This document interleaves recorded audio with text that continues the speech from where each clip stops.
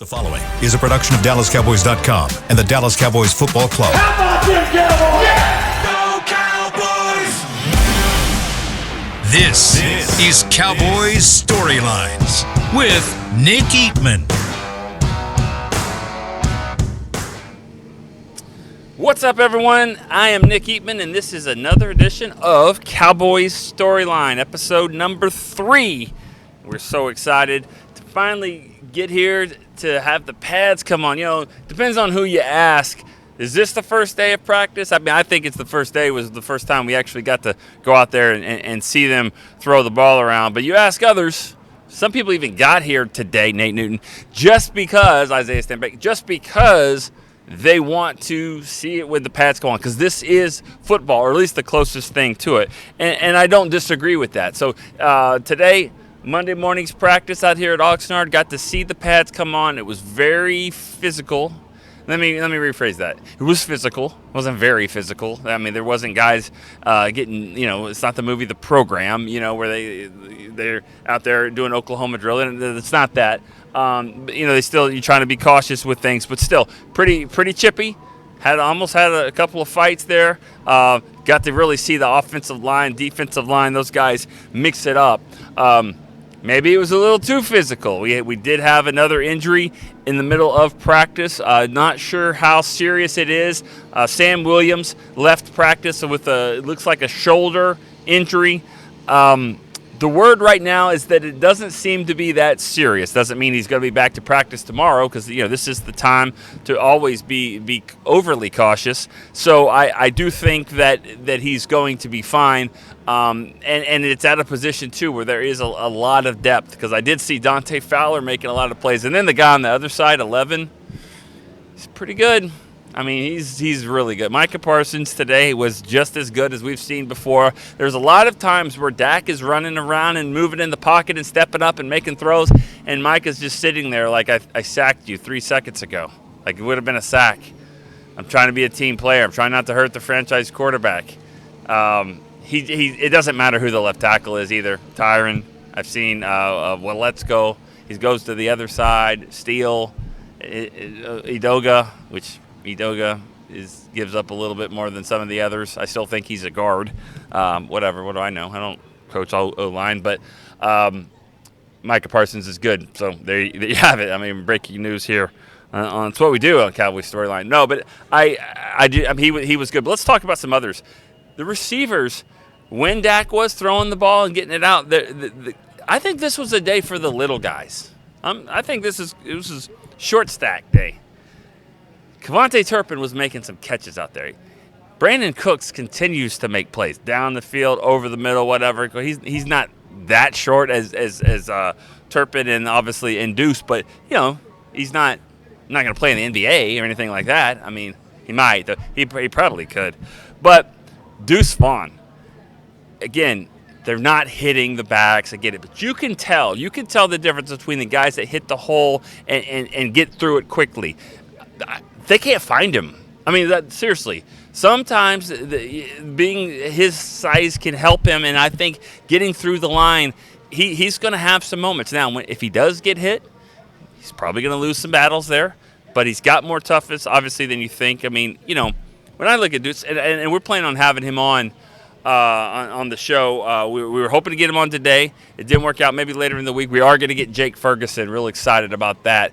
Certainly not a consolation prize. The plan was to get Deuce, but we're going to get Jake Ferguson, and he's going to be great. We're going to have some fun with that. But going back to Deuce, he had a couple of plays today, really, really intriguing. Somebody said we were on the sideline, and somebody said they just can't keep two short guys, right? You're talking about Turpin and Deuce, and I'm like, look at the Dolphins roster. I mean, don't they have about 5 guys that are under 6 foot? And I've looked at the schedule, and the Celtics aren't on it. So I mean, we're not worried about playing those kind of guys. I mean, you can have little guys out there if they can be playmakers. That's who you need. That's why you didn't win against San Francisco, other than the kicker couldn't make anything. Is you didn't have playmakers. Once Pollard got hurt, it was just CD. They knew it was just CD, and they couldn't do anything about it. You got to have some playmakers. So it doesn't matter how tall they are, short they are, whatever. You need those guys to do that. Another receiver that made some plays, Jalen Brooks, Really, really good. We'll talk about him later on, some of the questions. But Jalen Brooks had a really good day. I thought Dak did a good job moving around laterally, making some throws down the field. I guess he had an interception. I'm sure it's all over social media. He had an interception to Malik Hooker. He made some other really nice plays as well. So excited about kind of what we saw there. The pads came on. And they also did kicking today. Not bad. Not bad. Again, I say it 1,000 times. I mean, nothing's going to get settled out here, but I thought Brandon Aubrey did a nice job. I think he made 6 of 7, I think, of his kicks, and Viscino was 5 of 7. They had the mojo moment, where they make a big deal. They stop the music, and it's called the mojo moment. All the teams watching, and they had 6 kicks. Each of them had 3. They moved it back. I was on the wrong side of the field. I'm guessing about 35, 40, 45 yards, something like that. Nothing too short, nothing too far, and they made them all. So, and that was good. That was good. So, again, this is a good opportunity for these guys to get some kicks and then see how it translates over into the preseason games as well. And don't rule out the kickoff part of this as well. Kicking off could be a tiebreaker to any kicker. You can't have now, of course, things could change a little bit with the rule of fair catch, but you need to blast it out of the end zone. And so sometimes we always talk about field goals, extra points, but the tiebreakers could be how a guy kicks off as well. All right, we're just getting kicked off here on the first segment of Cowboys Storyline. When we come back, we're going to get Jake Ferguson over here. We get a mic and get a chair for him. Get Jake Ferguson over here, see what he has to say. Be right back on Cowboys Storyline. I'm Dak Prescott, quarterback of the Dallas Cowboys. Blockchain.com is one of the most trusted ways to buy, sell, and trade crypto. Whether you're always on the go or stay closer to home, Blockchain.com is just a few taps away. Put the power of crypto in your pocket, so no matter where you are, you can trade on your terms and build a crypto portfolio to fit your life. For crypto pros, rookies, and anyone in between, Blockchain.com makes it easy to own a piece of the future. Blockchain.com, trusted by millions, trusted by America's team. The Medal of Honor is our country's highest military award for valor in combat. More than 40 million individuals have served in the armed forces since the Civil War. Fewer than 4,000 have received the Medal of Honor. The National Medal of Honor Museum will be a place to preserve these legacies and inspire America. It's being built right next door to the Dallas Cowboys in Texas. Help us honor our country's greatest heroes. Learn more and get involved at mohmuseum.org. Star Sports Tours is the only official fan travel partner of the Dallas Cowboys, offering exclusive game weekend travel packages with pre-game sideline access and photo ops with current players, cheerleaders, and Cowboy legends. You want to stay at a team hotel, attend the best tailgate party in Texas, tour the Star, and talk X's and O's with me, Everson Walls? With Star Sports Tours, you can. Visit cowboystravel.com to book your travel package today. We know that juicy, cheesy, grilled to perfection burger sounds amazing, but it does sound like something is missing. Pepsi, baby! The yin to this burger's yang. Burgers and Pepsi go together like burgers and Pepsi. This perfect blending of flavors makes every bite of lettuce, every sesame seed on the bun, and every sip of that crisp, refreshing, ice-cold cola a journey to Foodtopia. Burgers, better with Pepsi. That's what I like. Back to Cowboys Storylines. Welcome back to Cowboys Storyline. This is our second segment, and this is the first time we've had a chance to talk to an offensive player here. Jake Ferguson, second-year tight end. What's up, everybody? The crowd here, all this crowd. Oh yeah. You're still huffing and puffing there from practice. First day in pads. It seems like it's a little bit different than it was earlier, last week. Oh yeah. I mean, it's real football. You know what I mean? Football doesn't start till the pads come on. Yeah, and they certainly came on today, as we've talked about, and just what was – talk a little bit more about that, about the atmosphere, about the intensity, because it seemed like it was pretty close to maybe a fight, but that's what football is. Yeah, I mean, it starts in the trenches. I mean, I know everybody on both sides of the ball, front seven, were ready to get in the pads. No one likes blocking when it's just a T-shirt. Right. That doesn't really show football. That doesn't show the trenches like they are in games.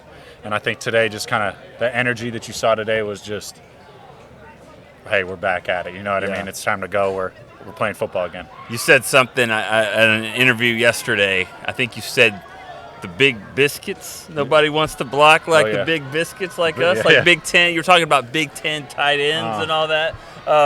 Expand on that a little bit more. You guys think because the conference you're coming from is a little bit different than the rest? Thank you. Yeah. I mean, I got that. Someone gave me that nickname recently, a big biscuit. So I was like, I'm gonna roll with it. And then it just took me to Big Ten. All the tight ends coming out, everybody in the room. So are you the big biscuit, or are you blocking the big guys up front, or both? I think everybody in the front seven is considered a big biscuit, but the big, like Big Hank, he's a big biscuit. You know what I mean? I have seen some plays. It seems like a little bit different than last year, where the tight ends and the tackles are on the move and trap blocking, and which means sometimes you're going to be hitting guys. You're going to be hitting those tackles. You're going to be hitting those. Oh yeah, I mean, Dub came in this year and was like, hey, we're in the trenches. We're going to be blocking the big fellas this year. And I mean, at that point, it's a mindset.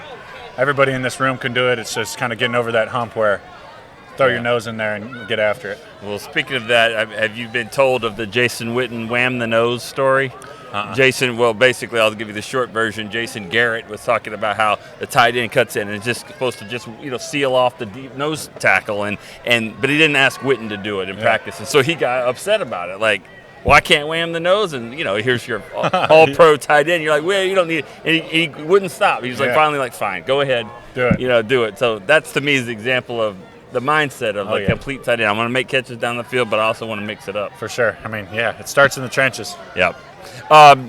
Luke Schoonmaker is out with the foot injury, and so then again, even if he wasn't, who knows what the tight end situation looks like, the starters and all that. How do you guys prepare for that each day? Are you focused on the starters, the ones, the twos, the threes? No, I mean, honestly, not at all. It's really, and I think L-Dub kind of sums it up really well, that we have one of the best groups we've had top to bottom, and everybody can play, and it's about when your number's called, when you're in, when you get that rep, you gotta show everything you got. You gotta win that rep. It's all about winning reps, and that wins us games. L-Dub being Lunda Wells, tight ends coach, and he's easily one of our favorites too. He just seems like he just keeps it real. He's real honest. I know you guys love playing for him. I have to ask, I should know this. Do you have brothers?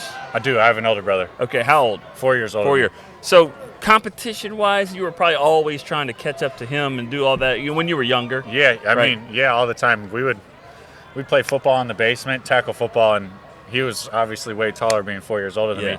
So he'd be like, all right, I'll play on my knees. And he'd still throw my head through the drywall. And, I mean, wow. Never won those games. But then I'm about 5 inches taller than him now. You passed him? Okay. Yeah. The reason why I ask you that is the tight end room seems really, really close. You guys are competing against each other. You want Peyton Hendershot to make plays, but you also want to be better than him at the same time. It seems like a brother-type mentality. Yeah, I mean, you could definitely say that. We always picture the tight ends as a brotherhood. I mean, very rarely do you find a tight end that just isn't a good dude. And so, I mean, competing against each other makes each other better. But also at the same time, you got to support your group, because at the end of the day, we're going to be on the field together.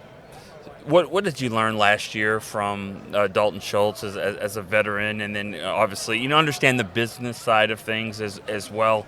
What did you learn from him? And when he left, did you say, all right, this is a great opportunity for all of us to there's more snaps, there's more reps? Mm-hmm. Yeah, I think Dalton was truly a vet, and I mean, he showed it everywhere, whether it was the weight room, mobility, stretch, recovery, or even on the field. He was the definition of, hey, this is what you want to come in and watch this guy go to work. Everything that he's doing, you can see it through his work. And, I mean, he had a lot of product, and then now this year it's, hey, we need to replicate that same product or better. I think I got this show has a lot of fan questions. There was one from Aspiring Journalist was the name of it, the name of the Twitter handle, which was great. What have you done differently this year, this off season? What are the things that you have done to kind of take your game to another level here in year two? I think a lot of it has just been studying our scheme as an offense and getting comfortable to the point where Dak makes that call in the huddle. I get set up, and I don't have any questions. I don't have any sort of hesitation. So it's just, hey, here I am. Here's my role. Here's my job. I'm going to go execute it to the best of my ability. And then I think just getting my body right. I gave up a lot of stuff. Had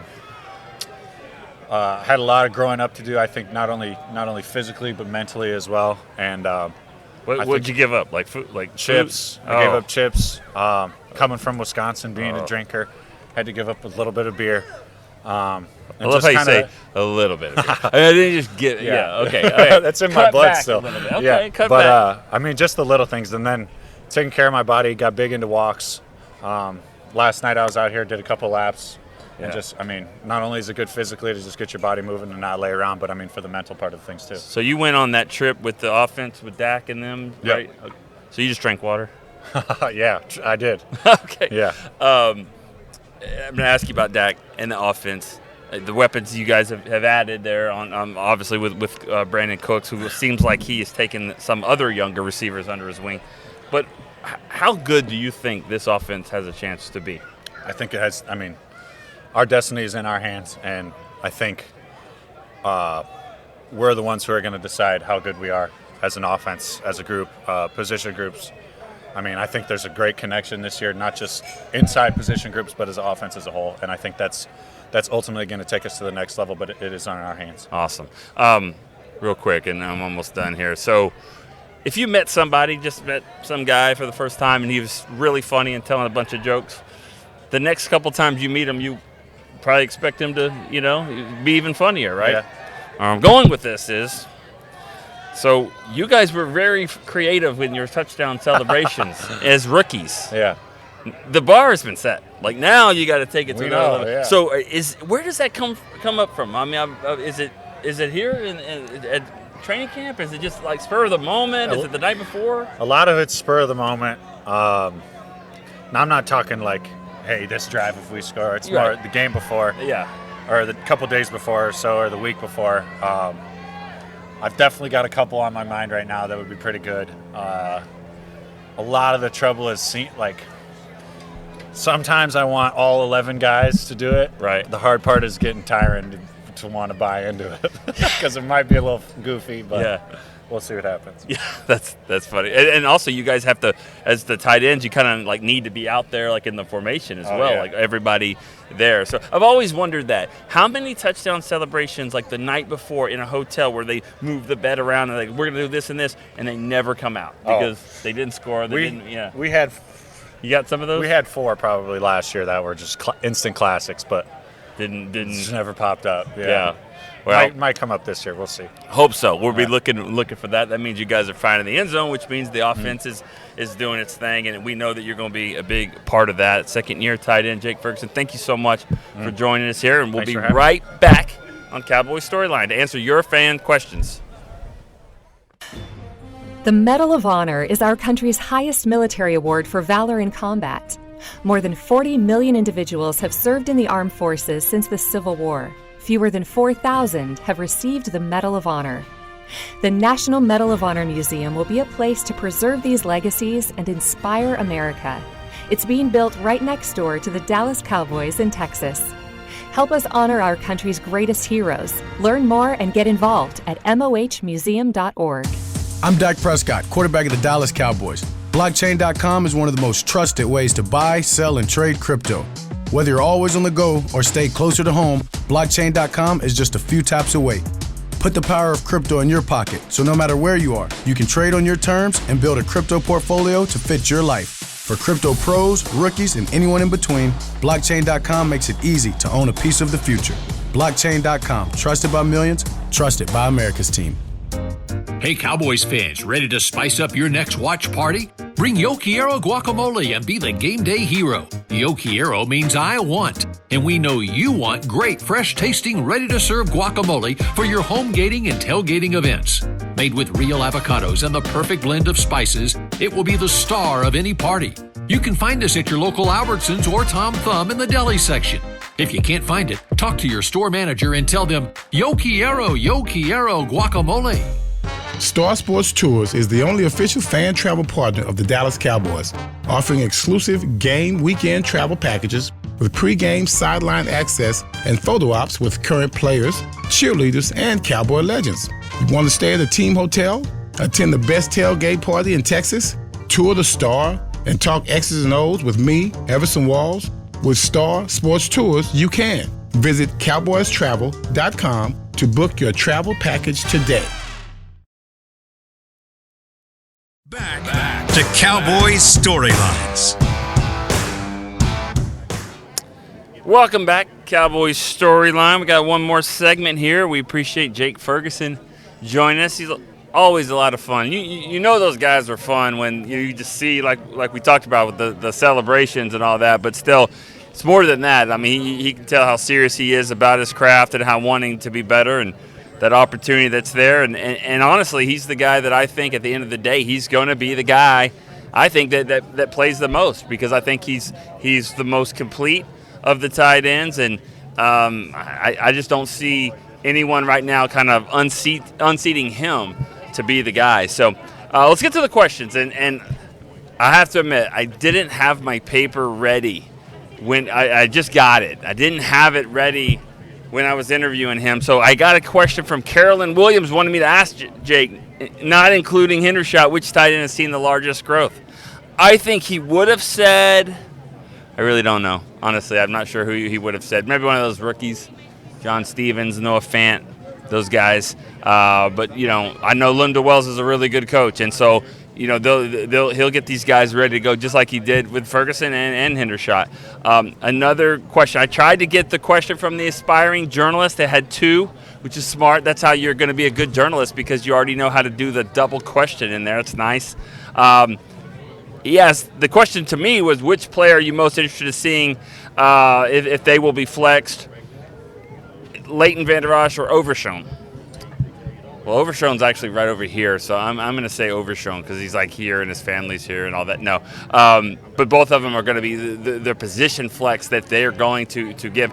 What I think Overshown brings to this defense can take them to another level because of his versatility, his willingness to play a lot of positions, very, very smart coming into the door. Like, there's so many good things about him that is going to help the guys around him. So I think it's not an either or, it's a both situation there. All right, let's get down the line here. Jose Rodriguez, have the tight ends among themselves discussed who they think will be tight end 1, 2, 3, 4, and so on.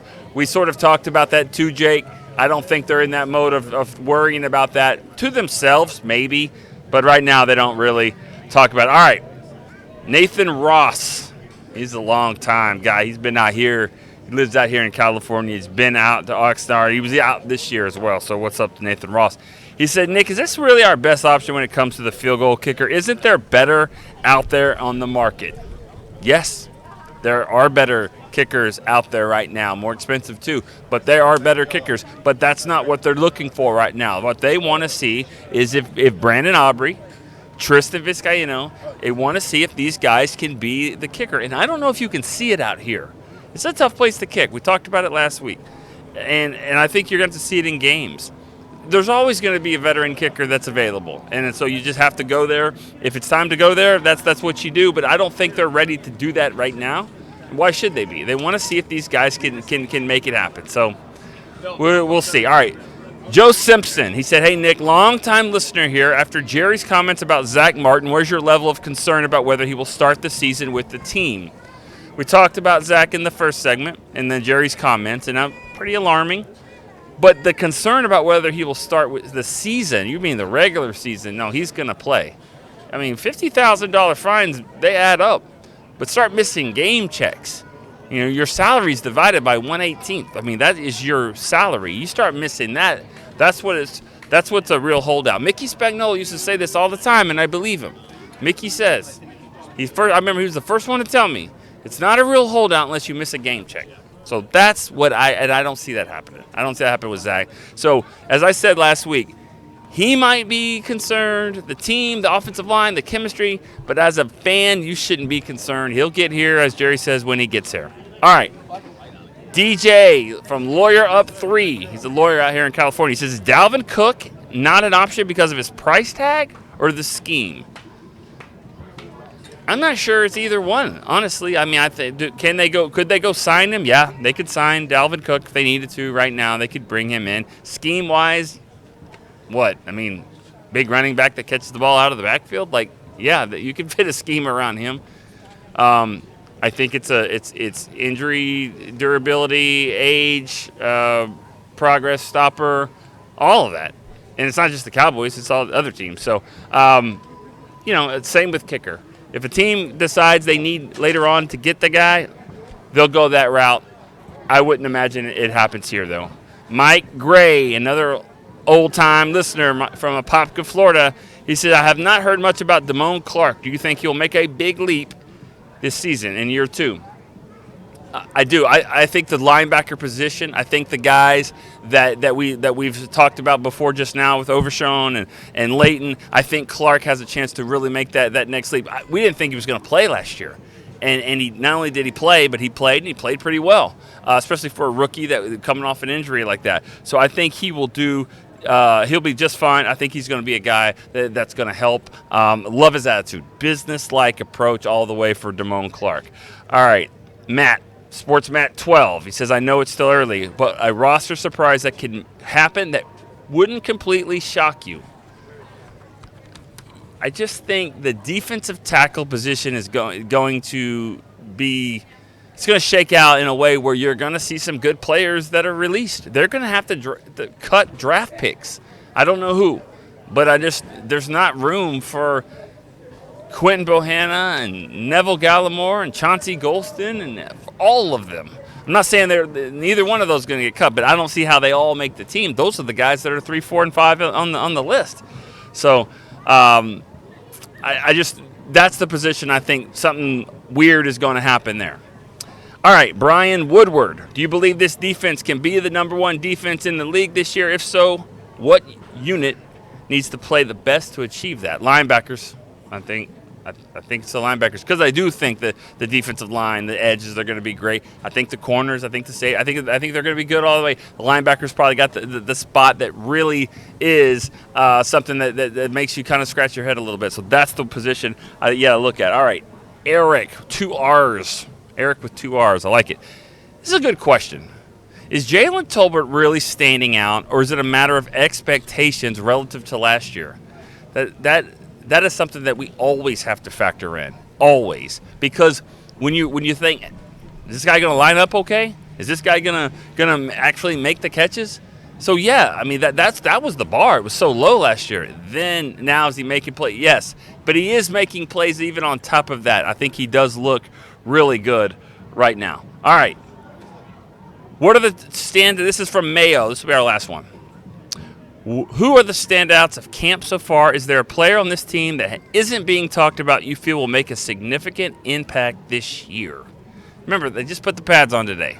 So it's hard to kind of figure that out. And until today, no offensive lineman or even linebacker, running back really gets a good shot to kind of figure that out. We've been looking at receivers, tight ends, guys that actually, catch the ball and things like that. So, but I will say today, some of these young receivers kind of have started to take that next level, and Jalen Brooks, he's a guy that really has done some nice things. I think he caught more passes today than he did his entire career at South Carolina. I mean, that wasn't what he did. He was a special teams guy, so he was somebody that has done a lot. I say we're going to take more questions. I got a couple more questions here. This one was from JT Conroe. Wasn't really about football. He says, I heard you say you watched the Crawford-Spence fight and weren't surprised with the outcome. Do you guys get that much time off to watch things like that? Would you watch the fight again? Hey, we working, man. Okay, we work. Remember, this is West Coast. Okay, we're here. We're working. But no, my man William Borkins actually got the fight. He got it programmed in, signed into it. We watched it on a projector screen and all that. It was cool. But yes, I have seen Crawford fight, and I thought he was bigger. I thought he was going to be bigger all along. It definitely showed. Would I watch that fight again?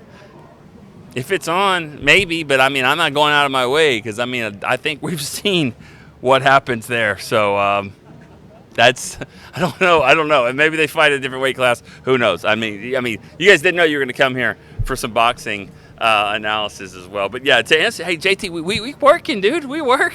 But yeah, it's not. Yeah, we had a player that was also there as well. He might have been able to.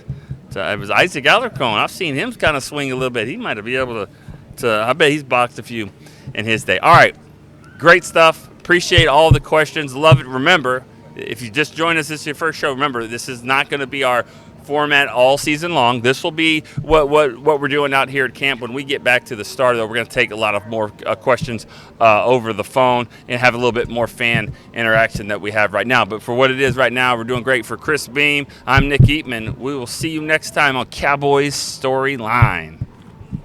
This has been a production of DallasCowboys.com and the Dallas Cowboys Football Club. How about this, Cowboys?